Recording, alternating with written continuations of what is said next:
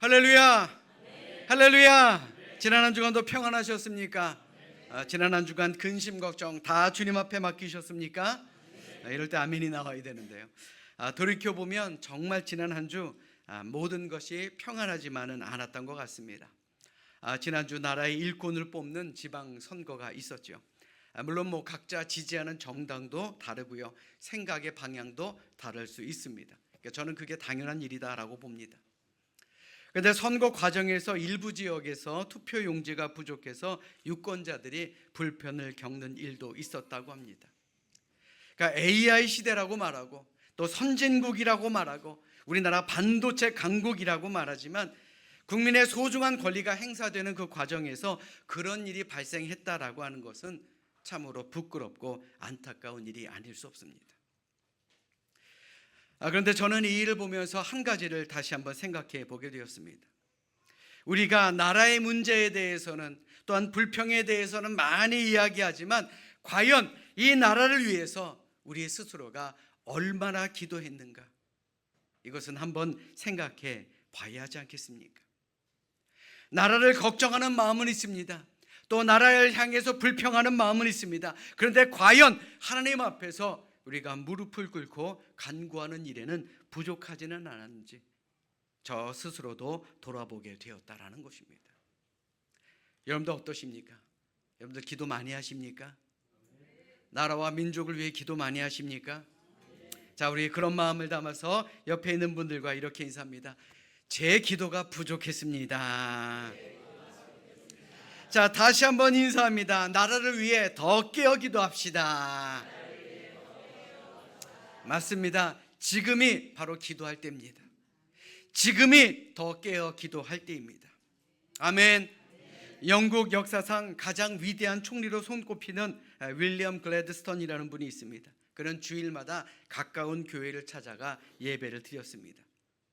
하루는 한 외진 곳의 교회를 방문하게 됐는데 그날따라 이 목사님 설교가 제대로 준비가 되지 않은 듯 정말 어설픈 설교를 하고 내려왔습니다. 예배가 끝나고 총리를 알아본 이 담임 목사님이 다가와서 인사를 하며 이렇게 말했습니다. 아니, 총리님 아니십니까?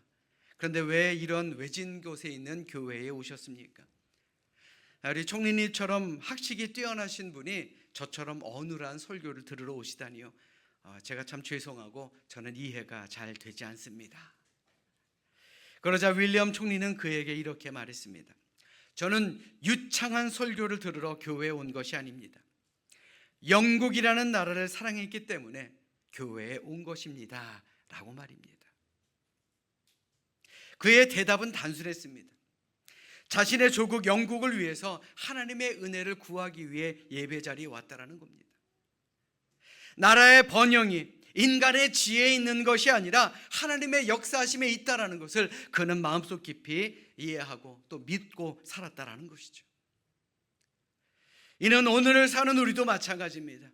우리 모두는요, 대한민국을 사랑하는 국민들입니다. 아멘. 그렇기 때문이라도요, 우리 호국 보훈의 달 6월을 맞아 이 나라를 사랑하는 만큼 더욱 나라를 위해서 기도하는 우리 모두가 될 수 있기를 주님의 이름으로 간절히 축원합니다. 자, 오늘도 하나님은 우리의 발걸음을 인도하셨죠. 예배의 주인공이 되게 하셨습니다. 나라를 사랑하는 만큼 우리가 나라를 위해서 기도하는 것처럼 또 하나님을 사랑하는 만큼 더욱더 예배에 최선을 다해야 될 줄로 믿습니다. 자, 우리 성경을 높이 드시고요, 우리의 믿음을 고백하도록 하겠습니다. 자, 성경을 높이 드십니다. 저는 예수 믿어 구원받았습니다. 저는 예수 믿어 하나님 자녀 되었습니다. 저는 예수 믿어 천국 백성 되었습니다. 하나님께서 선물로 주신 오늘 하나님 말씀으로 가르침을 받습니다. 눈을 열어 주의 법 안에 있는 놀라운 진리를 보고 깨닫게 하소서. 아멘으로 순종하여 하나님께 영광 돌리는 삶이 되게 하소서. 아멘. 고백한 대로 사시는 여러분들 되시기를 주님의 이름으로 축원합니다. 오늘 본문의 주인공은 바로 선지자 에스겔입니다. 그는 제사장 가문 출신이었고 특별한 신분을 가진 사람이었지만 남유다가 바벨론이라는 나라에 망하자 그 역시도 포로로 끌려가게 됩니다.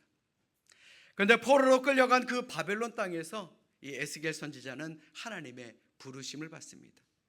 하나님의 음성을 듣습니다. 포로로 끌려간 사람으로서 선지자가 되었다라는 것이죠. 그리고 그는 그곳에서 함께 끌려간 이스라엘 백성들에게 하나님의 말씀을 전하기 시작합니다. 그리고 그가 전한 그 하나님의 말씀이 기록으로 남아져 있고, 그것이 바로 우리가 읽고 있는 구약 성경의 에스겔입니다. 한마디로 고난 중에, 위기 가운데, 낙심하는 가운데 선포된 하나님의 말씀이 바로 에스겔이라는 것입니다.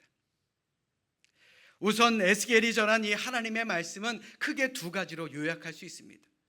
그 첫 번째는 뭐냐? 에스겔은 하나님의 심판에 대해서 이스라엘 백성들에게 선포합니다. 이스라엘 백성들이 하나님 앞에서 죄를 범했다라는 겁니다. 영적으로 하나님을 떠나 우상 숭배를 했고, 도덕적으로 타락했고, 부패했고, 그래서 너희들이 나라를 빼앗긴 것이다 라고 그들을 책망했습니다. 에스겔 7장 8절로 9절의 말씀 보십시오. 이제 내가 속히 분을 네게 쏟고 내 진노를 네게 이루어서 내 행위대로 너를 심판하여 내 모든 가증한 일을 네게 보응하되, 내가 너를 불쌍히 여기지 아니하며 긍휼히 여기지도 아니하고 내 행위대로 너를 벌하여 너의 가증한 일이 너희 중에 나타나게 하리니 나 여호와가 때리는 이임을 네가 알리라. 하나님은요, 심판하시는 하나님이다라는 것을 깨닫게 만드셨다라는 겁니다. 에스겔이 말하는 하나님의 벌이 무엇이었습니까? 하나님의 심판으로 성전은 무너졌습니다. 그리고 이스라엘은 멸망하게 되었고, 그들 모두는 바벨론의 포로로 끌려오게 되었던 것입니다. 성경은 늘 말합니다. 행한 대로 보응을 받는다라고 말입니다. 하나님의 백성이 하나님을 사랑하지 않았던 죄, 하나님보다 더 사랑하는 우상이 있었던 죄, 그 죄의 결과가 무엇이었습니까? 한마디로 이스라엘의 파멸이었다라는 겁니다. 그런데 하나님은 여전히 이스라엘을 사랑하시는 분이었습니다. 에스겔의 두 번째 주제가 바로 이것입니다. 회복과 구원 말입니다. 비록 하나님께서 죄를 범한 이스라엘 백성들을 심판하셨지만 결코 저들을 버리지 아니하시겠다라는 겁니다. 그들을 다시 회복시키고, 그리고 그들을 구원하실 계획을 하나님은 가지고 계시다라는 겁니다.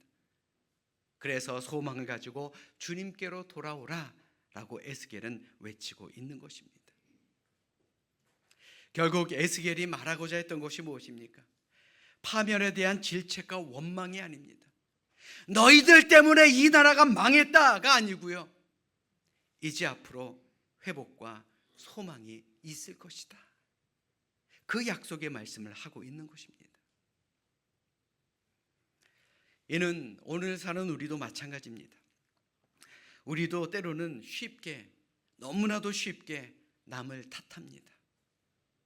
너무나도 쉽게 포기할 때가 참으로 많습니다. 그런데 생각해 보십시오. 내가 남 탓한다 그래서, 그 사람에 대해서 포기한다라 그래서 내 삶이 달라지던가요? 오히려 회복과 소망을 더 잃어버리게 만드는 것 아닙니까? 비록 실패했다 할지라도, 비록 넘어졌다 할지라도 다시금 일으키시고 회복시키시는 하나님의 음성을 듣고 우리가 예배의 자리, 기도의 자리를 지킨다면요, 우리도 반드시 회복할 수 있는 것 아니겠습니까? 에스겔이 바로 그것을 말하는 거예요. 비록 하나님 앞에서 죄를 짓고 그들이 징계를 받아 바벨론으로 끌려왔지만 결코 하나님은 너희를 버리지 아니하시겠다라는 말씀입니다. 하나님은 반드시 당신의 백성들과 함께 하실 것이고 다시 예루살렘으로 돌아오게 만들 것이고, 그리고 새롭게 민족을 변화시켜 주실 것이다 라는 약속의 말씀을 하고 있는 것입니다. 오늘 보면 16절의 말씀 보십시오. 내가 비록 그들을 멀리 이방인 가운데로 쫓아내어 여러 나라에 흩었으나 그들이 도달한 나라들에서 내가 잠깐 그들에게 성소가 되리라. 이 말씀이 의미하는 것이 무엇입니까? 그들이 포로로 끌려온 곳 바벨론, 혹은 뿔뿔이 흩어진 다른 땅에서도요, 하나님은 이스라엘 백성들의 성소가 되어 주시겠다라는 겁니다. 이 말씀이 왜 중요하냐? 당시 이스라엘 백성들은 하나님께서는 자신들이 정한 성소에 계시면서 우리와 함께 하신다라는 것을 믿었기 때문에 그렇습니다. 한마디로 성소는요, 내가 하나님을 만날 수 있는 거룩한 장소라고 생각한 것입니다. 그래서 성소를 하나님의 임재를 나타내는 그러한 상징물로 여겼다라는 것이죠. 그만큼 성소가 중요한 겁니다. 그런데 지금 이스라엘 백성들은요, 성소가 없는 바벨론 땅에 끌려와 있습니다. 성소가 없는 이방 땅에서 어찌 하나님께서 자기들과 함께 하신다라는 그런 믿음과 확신을 가질 수가 있겠느냐라는 겁니다. 성소가 없기 때문에 우리는 하나님을 만날 수 없어, 그런 마음을 품었다라는 것이죠. 쉽게 말해 마치 고아처럼 우리 모두는 하나님이 떠난 존재요, 우리는 하나님을 만날 수 없는 존재라고 그들은 생각할 수밖에 없었다라는 겁니다. 그런데 바벨론이라는 이 이방 땅에서도 하나님께서 이스라엘 백성들의 성소가 되어주시겠다 약속하셨으니 이들의 마음이 얼마나 든든했겠느냐라는 겁니다. 한마디로요, 너희들 어디에 있든지 하나님께서는 당신의 백성들과 함께 하시겠다라는 약속의 말씀을 그들에게 주신 것입니다. 비록 포로로 끌려와 있지만, 그래서 성소가 없지만, 그럼에도 불구하고 하나님께서 이스라엘 백성들과 함께 하시겠다 약속을 해 주신 것입니다. 여러분들이 바로 이 말씀을 들었다라고 한번 상상해 보십시오. 얼마나 큰 위로가 됐겠습니까? 얼마나 큰 힘이 되었겠습니까? 이 에스겔의 말씀은요, 오늘을 사는 우리에게도 큰 힘과 위로가 되어야 할 줄로 믿습니다. 지금도 하나님은 여러분들과 함께 하십니다. 아멘. 우리도 이스라엘 백성들이 겪었던 포로 생활처럼 힘들고 어려운 시절을 맞을 때가 있습니다. 앞으로 늘 평안할 거다라고 확신하지 못합니다. 사망의 음침한 골짜기와 같은 그러한 암울한 시기를 견뎌야 할 때도 있을 것입니다. 그러나 여러분들은 혼자가 아닙니다. 하나님이 여러분들과 함께 하십니다. 믿으시면 아멘. 이스라엘 백성들이 하나님께서 자기들과 함께 하시겠다라는 약속의 말씀을 붙잡고 그 모진 세월을 이겨냈던 것처럼 우리 역시도 마찬가지입니다. 하나님이 나와 함께 하신다라는 그 하나님의 약속의 말씀을 붙잡으시기를 주님의 이름으로 축원합니다. 다윗이 그 모진 시간을 어떻게 견뎠습니까? 하나님이 나와 함께 하신다, 그 믿음 하나로 견뎌내지 않았습니까? 우리도 그래야 할 줄로 믿습니다. 하나님께서 우리와 함께 하심을 믿고 그 모진 어려움의 시간 잘 견뎌내는 우리 모두가 되시기를 주님의 이름으로 축원합니다. 우리 따라서 합니다. 함께 하시는 하나님. 자, 다시 한번 따라서 합니다. 회복시키시는 하나님. 자, 하나님께서는요, 우리와 함께 하시는 분이다라고 말씀드렸죠.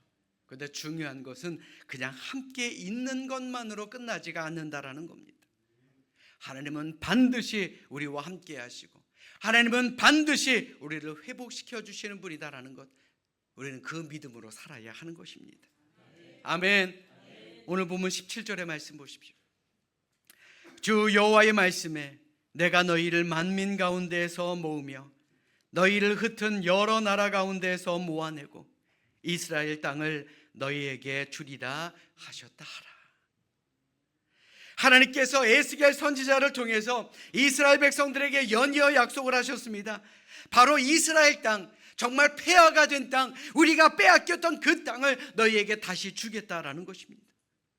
비록 지금은 나라가 망하고 포로로 끌려와 있지만 하나님께서는 반드시 빼앗긴 땅을 다시 회복시켜 주시겠다라는 약속의 말씀을 주셨다라는 것입니다.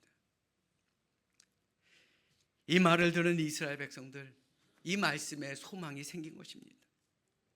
비록 지금 당장은 고달프고 힘겨운 포로 생활이었지만 이제 우리는 언젠가 다시 돌아간다, 언젠가는 반드시 돌아갈 것이다 라는 소망을 가지고 그들은 그 모진 시간을 견뎌냈던 것입니다. 그리고 이 소망은 우리가 하나님의 백성이라는 정체성을 포기하지 않게 만들었습니다. 기도하며 다시 돌아갈 준비를 했던 것입니다. 더 이상 이스라엘이 패망국이 아닌 이제 새로운 희망의 나라로 바뀔 것을 그들은 꿈꿨다라는 것입니다. 사랑하는 여러분, 회복이라는 말이 얼마나 희망이 있는 말입니까? 우리나라의 역사를 봐도요, 이 나라는 참으로 굴곡이 많았던 그런 나라였습니다. 중국의 속국이기도 했고, 그리고 일본에게 나라를 빼앗기기도 했고, 북한과의 전쟁으로 모든 것이 파괴된 나라였습니다. 한마디로 다시 일어날 수 있을까 할 만큼 처참한 과거를 가진 나라였습니다. 그럼에도 해방을 이뤘고, 그 모든 것이 파괴된 그 안에서도 성장을 이룬 그 힘, 과연 어디에서 나왔겠습니까? 독립운동을 이끈 기독교 지도자들의 기도, 그리고 힘겹고 어려운 시기 가운데서도 기도하며 하나님께 매달렸던 결과 이처럼 많은 것이 회복된 나라가 된 것 아니겠습니까? 아멘. 포로로 끌려갔던 이스라엘 백성들도 마찬가지입니다. 그들은 나라를 잃고 포로 생활을 70년이나 이어가게 됩니다. 아무리 봐도요, 자기들의 힘으로는 해방할 수 없습니다. 바벨론은 점점 더 강해져 가는 것 같습니다. 점점 더 해방에 대한 희망은 꺼져가는 촛불처럼 희미해져 갑니다. 그때 하나님께서는 에스겔 선지자를 세우셔서 이스라엘 백성들 마음속에 회복과 희망을 다시 불어 넣어준 것입니다. 내가 너와 함께 하겠다. 이스라엘 땅에 다시 들어가게 해주겠다. 이 하나님의 말씀이 포로 생활에 절망하고 있던 이스라엘 백성들에게 얼마나 큰 소망이 되었겠느냐라는 것입니다. 사랑 여러분, 이 세상은 우리를 늘 실망시킵니다. 우리가 이 세상만 바라보면 참으로 좋은 것 같고 참으로 화려한 것 같지만 결국 우리는 절망할 수밖에 없습니다. 안타깝게도 오늘도 이 세상에서 희망을 찾으려는 사람들이 참으로 많은 것 같습니다. 그러나 그 희망은요, 신기루와 같은 겁니다. 따라가면 따라갈수록 그 끝에서 허망함만 느끼는 것이 바로 이 세상 아니던가요? 실망하고 주저앉게 만드는 것이 바로 이 세상의 모습 아니던가요? 그렇기 때문에 우리는 하나님을 바라봐야 할 것입니다. 왜요? 하나님께서 우리에게 소망을 주시기 때문에 그렇습니다. 아멘. 세상이 줄 수 없는 내일의 소망, 세상이 줄 수 없는 참된 기쁨을 하나님이 우리에게 주시기 때문에 그렇습니다. 그 소망을 잃어버리지 않기 위해 우리 늘 말씀을 묵상하고 기도하며 하나님의 말씀에 귀를 기울이며 살아가는 우리 모두가 되시기를 주님의 이름으로 간절히 축원합니다. 우리가 흔히 하는 말이죠. 밤이 깊을수록 새벽은 가깝다, 이 말입니다. 절망이 깊으십니까? 여러 가지 삶의 걱정과 근심이 아직까지도 여러분들을 에워싸고 있습니까? 그렇다면요, 하나님을 향한 소망을 가지시기를 주님의 이름으로 축원합니다. 그것이 우리의 삶과 우리의 믿음을 회복시키는 가장 확실한 방법임을 믿는 우리 모두가 되시기를 주님의 이름으로 간절히 축원합니다. 아멘. 자, 그런데 문제가 있습니다. 그냥 마음만 먹는다고 그 자리에서 희망과 소망이 생기고 모든 것이 바로 회복되느냐? 그런 것은 아닙니다. 이를 요즘 친구들은 희망 고문이라고 하더라고요. 지금도 우리 주변에는 의외로 보이지 않는 곳에 노숙인들이 참으로 많습니다. 이들을 돕고 재개하게 만들기 위해서 정부와 여러 단체들이 많은 도움을 주고 있죠. 자, 그런데 생각보다 많은 분들이 다시 일어나지 못한다 그럽니다. 단순히 집이 없어서가 아닙니다. 오랜 실패를 겪다 보니까 나는 안 된다라는 마음이 그들 마음속에 생겼기 때문이다라는 거예요. 삶에 대한 희망과 삶에 대한 소망을 잃어버렸기 때문이다라는 겁니다. 오랜 노숙 생활 속에서 생긴 낮은 자존감, 그리고 무력감, 알코올 의존도, 그리고 정신건강의 문제 등 이런 것들이 그들을 다시 일으키기 어렵게 만드는 중요한 원인이라고 말합니다. 이스라엘 백성들도 그랬습니다. 거룩한 하나님의 백성이라는 자신들의 정체성이 점점 희미해져 갑니다. 포로로 끌려와 노예로 전락한 사람들이 많아지면서 저들 스스로도 자존감이 약해집니다. 열악한 환경으로 내몰리면서 몸도 마음도 약해집니다. 그리고는 망가져가는 자신들의 모습에 실망하고 낙심하기 시작합니다. 하나님도 이런 사실을 너무나도 잘 알고 계셨습니다. 그리고 그들을 안타깝게 보셨고 다시 하나님의 백성으로 만드실 새로운 계획을 가지고 계셨습니다. 그리고 그 계획을 에스겔 선지자를 통해서 선포하게 만드신 것입니다. 오늘 보면 19절로 20절의 말씀 자막으로 준비했으니 우리 함께 합독하겠습니다. 함께 읽습니다. 시작. 내가 그들에게 한 마음을 주고 그 속에 새 영을 주며 그 몸에서 돌 같은 마음을 제거하고 살처럼 부드러운 마음을 주어 내 율례를 따르며 내 규례를 지켜 행하게 하리니 그들은 내 백성이 되고 나는 그들의 하나님이 되리라. 아멘. 새 영이 뭡니까? 성령을 준다라는 거예요. 여러분들도 한번 생각해 보십시오. 이 에스겔의 예언의 말씀을 들은 사람 가운데 이것이야말로 하나님의 말씀이다 라고 믿고 희망을 품은 사람들이 있었을 것입니다. 그러나 반대로 포기하고 그냥 노예로 사는 게 낫다 이렇게 생각한 사람들도 있었을 것입니다. 그렇다면 과연 이스라엘이 해방을 맞이하고 회복하는 것을 보았을 때 과연 누구의 기쁨이 더 컸겠느냐라는 것입니다.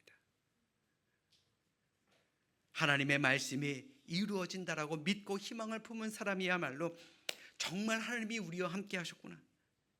하나님이 우리의 하나님이 되고 우리는 하나님의 백성이 된다 그랬는데 정말 이 하나님의 말씀이 이루어졌구나 라고 생각할 수 있지 않았겠습니까? 이게 바로 비전인 겁니다. 지금 당장 보이지는 아니하지만 분명 하나님의 약속이 이루어진다라는 것을 믿는 것, 이게 바로 비전이다라는 거예요. 그리고 이들의 희망과 비전은 결국 하나님께서 약속하신 70년이라는 시간이 지나 실제로 이루어지게 됩니다.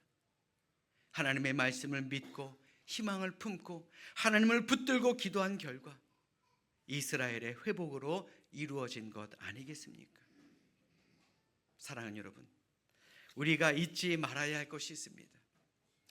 우리는 우리 스스로 우리 자신을 새롭게 할 수 없다는 것입니다. 우리의 마음, 우리의 심령, 우리 스스로 온전하게 만들 수는 없습니다. 그러나 우리가 하나님 안에 있을 때, 우리가 그리스도 예수 안에 있을 때, 우리 안에 성령이 있을 때 우리는 온전한 새로운 피조물로 거듭날 수 있게 됨을 믿으시길 바랍니다. 아멘. 성령님께서 우리 안에 충만히 역사하실 때 우리의 마음과 우리의 영이 새로워지게 됨을 믿으시기를 주님의 이름으로 축원합니다. 그러므로 우리가 해야 될 것이 무엇입니까? 기도합시다. 우리의 가정과 일터, 이 나라와 민족, 그리고 우리 교회와 비전을 놓고 우리 희망을 품고 기도할 수 있기를 주님의 이름으로 부탁드립니다. 그게 바로 비전을 이루는 길이다라는 거예요. 모든 것이 가능하신 하나님께서 우리 자신을 새롭게 빚어달라고 기도하며 우리 자신을 맡기는 우리 모두가 될 수 있기를 바랍니다. 오늘 말씀의 주제가 뭡니까? 회복과 소망의 약속입니다. 다른 것 없어요. 하나님이 나와 함께 하시겠다라는 약속의 말씀, 하나님께서 우리를 회복시켜 주시겠다라는 약속의 말씀, 그리고 이스라엘을 새롭게 하시겠다라는 약속. 이스라엘 백성들이 이러한 약속을 믿고 큰 힘과 위로를 얻었던 것처럼 우리 역시도 마찬가지입니다. 이번 한 주 이 자리에 있는 우리 모두도 하나님의 말씀으로 새로운 위로와 새로운 힘, 그리고 성령 안에서 힘있게 승리하며 살아가는 우리 모두가 되시기를 주님의 이름으로 축원합니다.